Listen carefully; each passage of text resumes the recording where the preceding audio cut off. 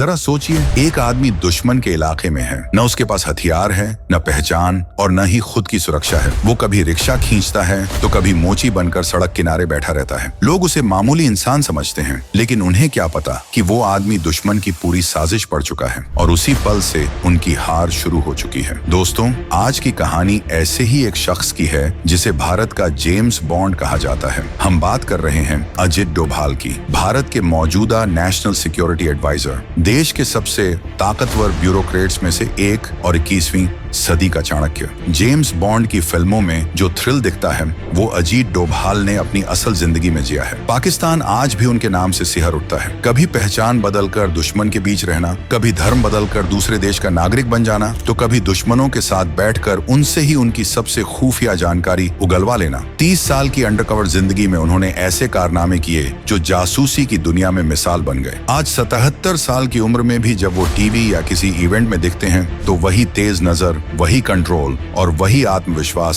साफ झलकता है। भारत की फॉरेन पॉलिसी हो या नेशनल सिक्योरिटी, हर बड़ा फैसला आज भी उनकी निगरानी में होता है। तो सवाल उठता है कि आखिर क्या है उनमें ऐसा खास जिसने नामुमकिन को भी मुमकिन बना दिया। आज रहस्य टॉक शो की इस वीडियो में हम अजीत डोभाल की जिंदगी के उन किस्सों को जानेंगे जो उन्हें एक आम IPS अफसर से भारत का सबसे बड़ा स्पाई मास्टर बना गए। तो चलिए शुरू से शुरू करते हैं। साल था 1945, तारीख 20 जनवरी। उत्तराखंड के पौड़ी गढ़वाल में एक फौजी परिवार में अजीत डोभाल का जन्म हुआ। उनके पिता major GL Doval Indian army में अफसर थे। अनुशासन और देशभक्ति उन्हें विरासत में मिली। उनकी शुरुआती पढ़ाई आर्मी स्कूल से हुई, कॉलेज अजमेर मिलिट्री स्कूल और फिर यूनिवर्सिटी ऑफ आगरा से इकोनॉमिक्स में उन्होंने मास्टर्स किया। 22 साल की उम्र में UPSSC दिया और पहले ही अटेम्प्ट में उन्होंने IPS क्लियर कर लिया। साल 1968 में केरल कैडर में ASP के तौर पर उनकी पहली पोस्टिंग हुई, लेकिन असली परीक्षा अभी बाकी थी। 1971 के आखिरी दिनों में केरल के थलासिरी इलाके में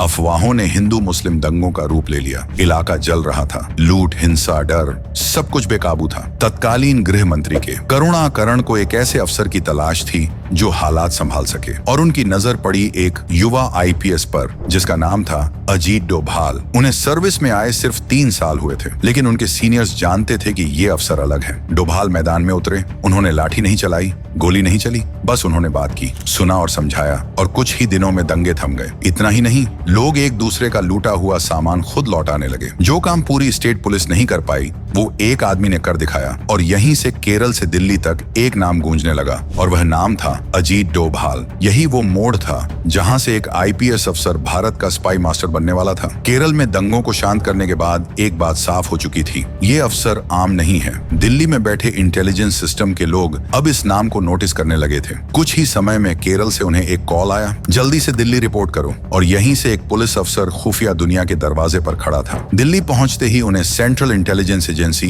इंटेलिजेंस ब्यूरो यानी IB में डेप्यूटेशन पर भेज दिया गया। उनकी उम्र कम थी, उनका अनुभव कम था, लेकिन उनका दिमाग तेज, ठंडा और खतरनाक था। और यहीं से एक यंग IPS अफसर ने जासूसी की उस दुनिया में कदम रखा जहां नाम नहीं होते, बस चेहरे बदलते हैं और गलती की कोई गुंजाइश नहीं होती। और यहीं से शुरू होता है अजित डोभाल का भारत का स्पाई मास्टर बनने का सफर। लगभग 7 साल की पुलिस सर्विस के बाद अब अजीत डोभाल पूरी तरह IB का हिस्सा बन चुके थे। शुरुआत में उन्हें कुछ समय के लिए डेस्क वर्क दिया गया, लेकिन ये शांति ज्यादा दिन टिकने वाली नहीं थी, क्योंकि 1970 का दशक भारत के लिए आसान नहीं था। नॉर्थ ईस्ट भारत उबल रहा था। कई राज्य खुद को भारत से अलग एक स्वतंत्र देश घोषित करना चाहते थे, और उनमें सबसे संवेदनशील इलाका था मिजोरम। यहाँ लाल डेंगा के नेतृत्व में मिजो नेशनल फ्रंट एक पैरेलल सरकार चला रहा था। दिल्ली के लिए यह सिर्फ एक आंदोलन नहीं था, बल्कि यह देश की एकता पर सीधा हमला था। अब सवाल था कि मिजोरम जाए तो जाए कौन, क्योंकि वहां था जंगल,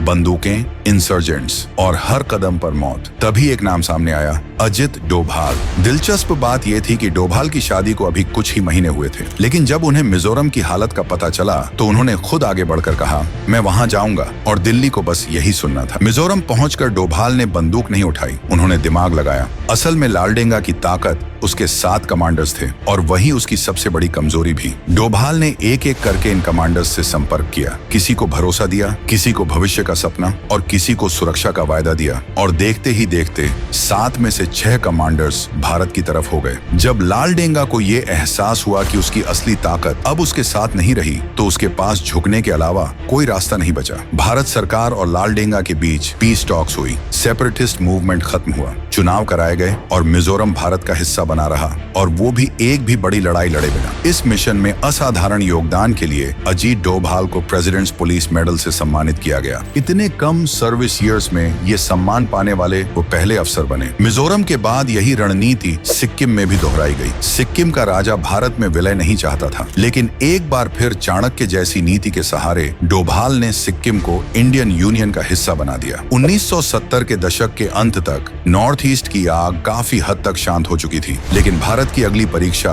अब पंजाब में होने वाली थी, जहां खालिस्तानी आतंक धीरे धीरे एक बड़े विस्फोट की तैयारी कर रहा था। और आने वाले सालों में ये चुनौती अजीत डोभाल की जिंदगी का सबसे खतरनाक अध्याय बनने वाली थी। ऑपरेशन ब्लू स्टार के बाद लगा था कि हालात काबू में आ गए हैं, लेकिन सच्चाई इससे कहीं ज्यादा खतरनाक थी। गोल्डन टेम्पल के भीतर अब भी कुछ मिलिटेंट छिपे हुए थे। वे बेशक कम संख्या में थे, लेकिन इरादों में उतने ही खूंखार थे। उन्हें बाहर निकालने के लिए साल 1988 में एक नया मिशन तैयार किया गया, जिसका नाम था ऑपरेशन ब्लैक थंडर, और यहीं से इस कहानी ने जेम्स बॉन्ड से भी आगे का मोड़ लिया। इस ऑपरेशन की सबसे बड़ी चुनौती थी अंदर की सही जानकारी, कौन कहां है, कितने हथियार हैं और हमला कब किया जाए। लेकिन कोई भी एजेंट खुलकर अंदर नहीं जा सकता था। तभी मैदान में उतरे अजीत डोभाल। उन्होंने बंदूक नहीं उठाई, उन्होंने पहचान बदली, एक साधारण सा रिक्शा खींचने वाला। न कोई शक, न कोई डर। इसी भेष में वो गोल्डन टेम्पल के आसपास घूमते रहे और धीरे धीरे मिलिटेंट्स का भरोसा जीतते गए। इतना भरोसा कि मिलिटेंट्स ये मानने लगे कि ये आदमी पाकिस्तानी इंटेलिजेंस का अफसर है जो उनकी मदद के लिए आया है। और बस यहीं खेल पलट गया।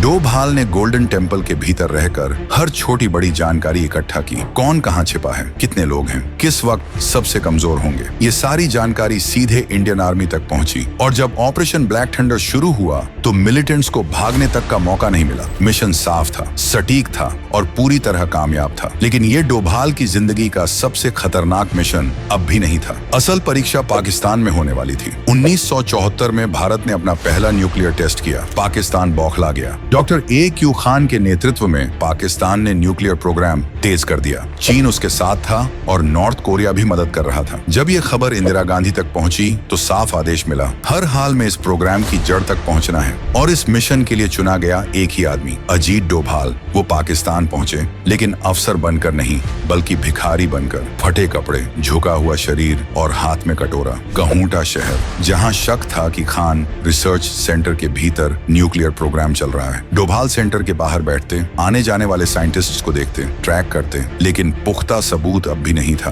तभी उन्होंने एक और चाल चली। वो उस नाई की दुकान पहुंचे जहां ये साइंटिस्ट बाल कटवाने आते थे। वहां से उन्होंने बालों के सैंपल इकट्ठा किए। ये सैंपल भारत भेजे गए, टेस्ट हुआ और रिपोर्ट ने सब कुछ साफ कर दिया।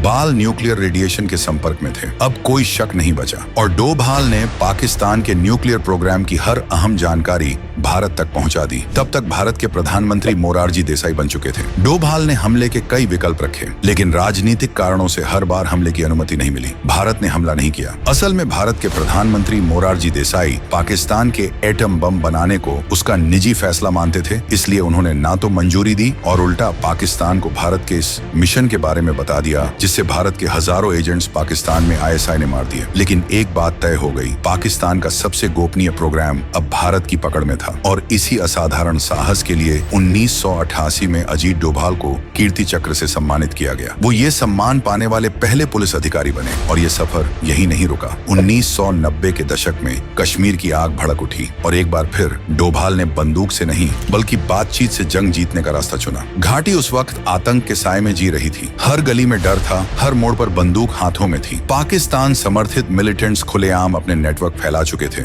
और इन्हीं में से एक नाम था कूका पारे, एक हार्डकोर मिलिटेंट और पाकिस्तान का भरोसेमंद आदमी जिसे भारत का दुश्मन माना जाता था। लेकिन जब अजीत डोभाल मैदान में उतरे तो कहानी ने दिशा बदल ली। डोभाल ने ना धमकी दी, ना लालच दिखाया। उन्होंने सिर्फ बात की, सुना, समझा और फिर कूका पारे के दिमाग की परतें एक एक कर खोलते चले गए। कुछ ही मुलाकातों में जो आदमी पाकिस्तान का एजेंट था वही भारत के लिए काम करने लगा। दुश्मन अंदर से टूट चुका था। नतीजा ये हुआ कि 1996 में जम्मू कश्मीर में विधानसभा चुनाव कराए जा सके और वही कूका पारे जो कभी हथियार उठाए घूमता था अब एमएलए बन चुका था। ये सिर्फ एक आदमी को बदलने की कहानी नहीं थी, ये साबित करता था कि डोभाल की सबसे बड़ी ताकत बंदूक नहीं बल्कि नेगोशिएशन थी। और यही कला एक बार फिर सामने आई IC 814 हाईजैकिंग के दौरान। एक इंडियन एयरलाइंस की फ्लाइट, हवा में कैद सैकड़ों जिंदगियां और पीछे आई SI का दबाव। हाईजैकर्स की मांगे साफ थीं, 100 खतरनाक आतंकवादी छोड़े जाएं और साथ में $2 बिलियन भी उन्हें दिए जाएं। सरकार पर अंदर और बाहर से जबरदस्त दबाव था, लेकिन डोभाल ने झुकने से इनकार कर दिया। उन्होंने बातचीत को हथियार बनाया, शब्दों का ऐसा जाल बुना कि हाईजैकर्स खुद अपने ही जाल में फंसते चले गए। नतीजा 100 आतंकियों की जगह सिर्फ 3 छोड़े गए। एक यात्री को छोड़कर बाकी सभी जिंदा और सुरक्षित भारत लौट आए। ये कोई आसान सौदा नहीं था, ये दिमाग की जंग थी और उसमें डोभाल जीत गए। सोर्सेज बताते हैं कि 1971 से 1999 के बीच इंडियन एयरलाइंस की 15 हाईजैकिंग्स हुई और लगभग हर एक के अंत में डोभाल की भूमिका रही। लेकिन कहानी यहाँ खत्म नहीं होती। करीब 7 साल पुलिस फोर्स और 30 साल इंटेलिजेंस ब्यूरो में सेवा देने के बाद जनवरी 2005 में अजीत डोभाल IB चीफ के पद से रिटायर हुए। लेकिन रिटायरमेंट उनके लिए आराम का नाम नहीं था। वो लगातार देश की पॉलिटिक्स, एकेडेमिक्स और खास तौर पर नेशनल सिक्योरिटी से जुड़े मुद्दों में सक्रिय रहे। सरकारी और गैर सरकारी संस्थानों में लेक्चर दिए, सिक्योरिटी थिंक टैंक्स के साथ जुड़े, अखबारों और जर्नल्स में भारत की सुरक्षा पर लेख लिखे। साल 2009 में उन्होंने विवेकानंद इंटरनेशनल फाउंडेशन की स्थापना की, एक ऐसा मंच जहां से भारत की नेशनल सिक्योरिटी सोच दुनिया के सामने रखी जा सके। लेकिन उनकी जिंदगी का सबसे बड़ा मोड़ अभी आना बाकी था। साल 2014 में जब सत्ता बदली तो एक बार फिर देश ने उसी आदमी को याद किया जो मुश्किल वक्त में हमेशा आगे खड़ा रहता था। और तभी एक नाम फिर से केंद्र में आ गया, अजित डोभाल। 30 मई 2014 को प्रधानमंत्री नरेंद्र मोदी ने उन्हें भारत का 5वां नेशनल सिक्योरिटी एडवाइजर नियुक्त किया। ये कोई सम्मान की कुर्सी नहीं थी, ये संकट की कुर्सी थी और संकट ज्यादा देर इंतजार नहीं करता। NSA बने अभी 2 महीने भी पूरे नहीं हुए थे कि इराक से खौफनाक खबर आई। ISIS का पूरे इलाके में आतंक चरम पर था। जून 2015 में आई SIS ने भारत की 46 नर्सों को तिकरित में बंधक बना लिया। देश की निगाहें नई दिल्ली पर टिक गईं और निगाहों के बीच एक आदमी खामोशी से हरकत में आ गया और डोभाल बिना शोर, बिना कैमरों के खुफिया तरीके से इराक पहुंचे। वहां की सरकार से सीधे संपर्क में आए, रणनीति बनी और कुछ ही दिनों के भीतर एक भी गोली चले बिना सभी भारतीय नर्सें सुरक्षित वतन लौट आईं। ये था डोभाल स्टाइल, कम शब्द परफेक्ट वॉर। लेकिन चुनौती अभी खत्म नहीं हुई थी। पाकिस्तान प्रायोजित आतंक ने उरी और फिर पुलवामा में भारत पर भयावह हमले किए। देश गुस्से में था, दुनिया देख रही थी और पर्दे के पीछे रणनीति तैयार हो रही थी। उरी और पुलवामा के जवाब में भारत ने सर्जिकल स्ट्राइक्स की। इन ऑपरेशंस के आर्किटेक्ट कौन थे? वही नाम,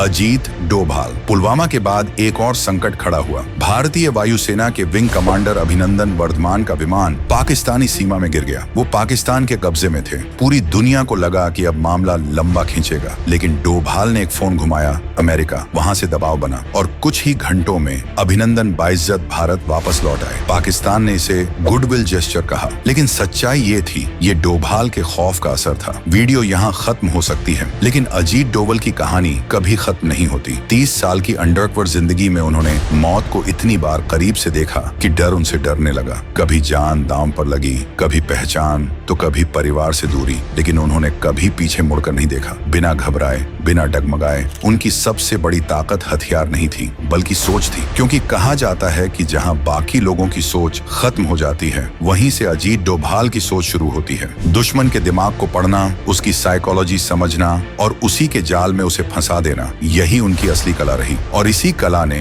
कई मास्टरमाइंड्स के प्लान जमीन पर गिरा दिए। और इसी वजह से आज भी जब बात भारत की सुरक्षा की होती है तो देश सुकून से सांस लेता है, क्योंकि कहीं ना कहीं पर्दे के पीछे एक आदमी अब भी चौकन्ना खड़ा है। तो यही थी कहानी भारत के सबसे पावरफुल स्पाई मास्टर की, अजित डोभाल की। अब आप अजित डोभाल का हौसला बढ़ाने के लिए कमेंट में जय हिंद जरूर लिखें। वंदे मातरम। जय हिंद।